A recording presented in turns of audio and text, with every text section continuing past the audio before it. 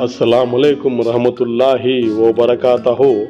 मोअज़्ज़िज़ नाज़रीन, आज की छोटी बात यह है कि खूबसूरती मानी नहीं रखती, अखलाक बेहतरीन होना चाहिए।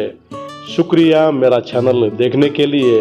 आप इसे ज़्यादा से ज़्यादा सब्सक्राइब करें। कुछ अशअर आपके सामने पेश करता हूँ, काबिल कबूल हो।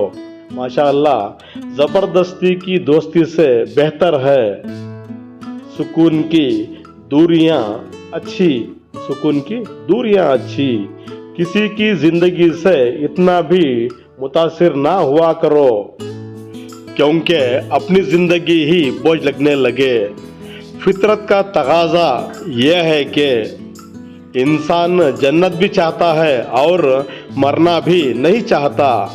या अल्लाह, जब तक जिंदगी बाकी है किसी का मोहताज मत बनाना। आमीन सुम आमीन।